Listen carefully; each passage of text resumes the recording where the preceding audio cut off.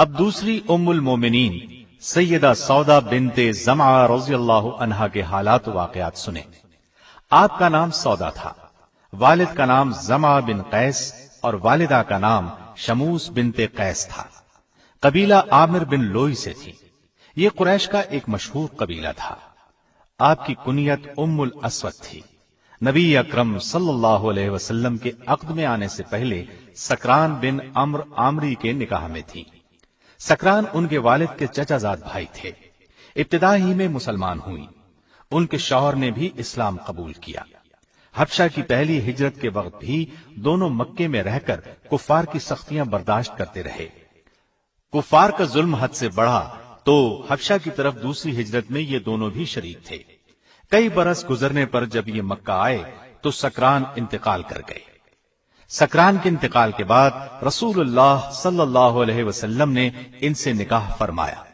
سیدہ خدیجہ رضی اللہ عنہا کے بعد آپ صلی اللہ علیہ وسلم نے دوسرا نکاح انہی سے کیا، اور یہ ایسے ہوا کہ سیدہ خدیجہ کی وفات کے بعد آپ بہت غمگین تھے، اس لیے کہ وہ ہر مشکل میں آپ کی غمگسار تھیں۔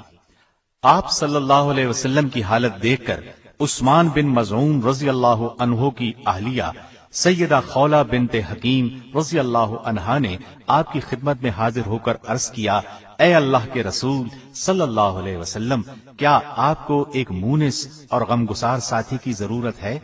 آپ نے فرمایا ہاں۔ اس پر وہ سیدہ سودا رضی اللہ عنہا اور ان کے والد کے پاس گئیں اور ان سے کہا، اللہ تعالیٰ نے آپ پر خیر و برکت کے دروازے کھول دیے ہیں۔ انہوں نے پوچھا وہ کیسے؟ سیدہ خولہ نے کہا، مجھے رسول اللہ صلی اللہ علیہ وسلم نے آپ کی طرف بھیجا ہے، میں آپ صلی اللہ علیہ وسلم کی طرف سے شادی کا پیغام لائی ہوں۔ سیدہ سودا رضی اللہ عنہا نے فرمایا، مجھے منظور ہے، لیکن آپ میرے والد سے بات کر لیں۔ جب ان سے بات ہوئی تو انہوں نے بھی کوئی اعتراض نہ کیا۔ اس طرح یہ نکاح ہوا۔ 400 درہم حق مہر مقرر ہوا۔ یہاں میں یہ وضاحت کر دوں، بعض علماء نے لکھا ہے کہ سیدہ سودا سے پہلے آپ صلی اللہ علیہ وسلم نے سیدہ عائشہ رضی اللہ عنہا سے نکاح کیا تھا۔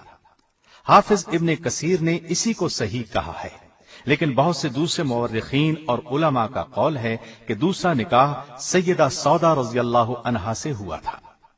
سیدہ سودا رضی اللہ عنہا کے مکمل حالات کتابوں میں زیادہ نہیں ملتے۔ نبوت کے 13ویں سال نبی کریم صلی اللہ علیہ وسلم نے ہجرت فرمائی اور مدینے تشریف لے گئے۔ وہاں سے آپ نے زید بن حارثہ رضی اللہ عنہ کو مکہ مکرمہ بھیجا تاکہ وہ سیدہ سودا اور دوسرے اہل خانہ کو مدینے لے آئیں۔ ان کے آنے سے پہلے ہی آپ صلی اللہ علیہ وسلم نے ان کے لیے رہائش کا بندوبست کر دیا۔ 10 ہجری میں رسول اللہ صلی اللہ علیہ وسلم نے حج کیا۔ اس موقع پر سیدہ سودا رضی اللہ عنہا بھی ساتھ تھیں۔ سیدہ چونکہ قدرے بھاری بھرکم تھیں، آہستہ چلتی تھیں، اس لیے انہوں نے نبی کریم صلی اللہ علیہ وسلم سے اجازت چاہی کہ انہیں مزدلفہ کی طرف پہلے روانہ ہونے کی اجازت دی جائے۔ آپ صلی اللہ علیہ وسلم نے اجازت دے دی، چنانچہ وہ سب لوگوں سے پہلے ہی مزدلفہ روانہ ہو گئیں۔ انہیں بھیڑ میں چلنے سے تکلیف ہوتی تھی۔ ایک مرتبہ ازواج مطہرات بارگاہ رسالت میں بیٹھی تھیں۔ ایسے میں کسی نے پوچھا، اے اللہ کے رسول صلی اللہ علیہ وسلم، ہم میں سے سب سے پہلے کون مرے گا؟ آپ صلی اللہ علیہ وسلم نے فرمایا، جس کے ہاتھ لمبے ہوں گے۔ ازواج مطہرات نے اس بات کے ظاہری معنی لیے اور آپس میں ہاتھ ناپنے لگی۔ سب سے بڑا اور لمبا ہاتھ سیدہ سودا کا تھا، لیکن جب سب سے پہلے سیدہ زینب رضی اللہ عنہا کا انتقال ہوا تو انہیں معلوم ہوا کہ ہاتھ کی لمبائی سے آپ صلی اللہ علیہ وسلم کا مقصد سخاوت اور فیاضی تھا۔ طبقات ابن سعد کی روایت کے مطابق آپ کا انتقال خلافت امیر معاویہ رضی اللہ عنہ کے دور میں ہوا۔ ایک روایت یہ بھی ہے کہ سیدنا عمر رضی اللہ عنہ کے دور خلافت میں انتقال ہوا۔ آپ کے ہاں آپ کے پہلے خاوند سکران سے ایک فرزند پیدا ہوئے تھے، ان کا نام عبد الرحمن تھا۔ وہ جنگ جلولہ میں شہید ہوئے۔ نبی کریم صلی اللہ علیہ وسلم سے آپ کے ہاں کوئی اولاد نہیں ہوئی۔ آپ سب سے زیادہ دراز قد اور موٹاپے کی طرف مائل تھی۔ کتب احادیث میں آپ سے صرف 5 احادیث روایت کی گئی ہیں۔ ان میں سے ایک صحیح بخاری میں بھی ہے۔ آپ نبی کریم صلی اللہ علیہ وسلم کے اخلاق کی جیتی جاگتی تصویر تھیں۔ اطاعت اور فرمانبرداری تو ان میں کوٹ کوٹ کر بھری ہوئی تھی۔ سیدنا ابو ہریرہ رضی اللہ عنہ فرماتے ہیں کہ نبی اکرم صلی اللہ علیہ وسلم نے حجۃ الوداع کے موقع پر تمام ازواج مطہرات کو مخاطب کر کے فرمایا، اس حج کے بعد اپنے گھروں میں بیٹھنا۔ چنانچہ سیدہ سودا اور سیدہ زینب بنت جحش نے اس حکم کی نہایت سختی سے تعمیل کی۔ سیدہ سودا رضی اللہ عنہا نے تو اس فرمان پر اس شدت کے ساتھ عمل کیا کہ کبھی حج پر بھی نہ گئیں۔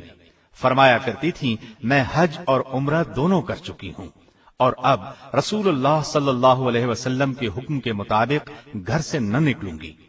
سیدہ سودا رضی اللہ عنہا حد درجے سخی تھیں۔ اس صفت میں بھی آپ کا خاص مقام ہے۔ درہم و دینار سے انہیں کوئی محبت نہیں تھی، اللہ کے راستے میں خرچ کر دیتی تھیں۔ ایک مرتبہ سیدنا عمر رضی اللہ عنہ نے سیدہ کی خدمت میں درہموں کی بھری ایک تھیلی بھیجی۔ لانے والے سے پوچھا، اس میں کیا ہے؟ انہوں نے بتایا، درہم ہیں۔ فرمایا، کھجوروں کی طرح اب درہم بھی تھیلی میں بھیجے جانے لگے ہیں۔ یہ کہہ کر تمام کے تمام تقسیم کر دیے۔ آپ نے نبی کریم صلی اللہ علیہ وسلم سے الگ ہونے کے خوف سے اپنی باری عائشہ صدیقہ رضی اللہ عنہا کو دے دی۔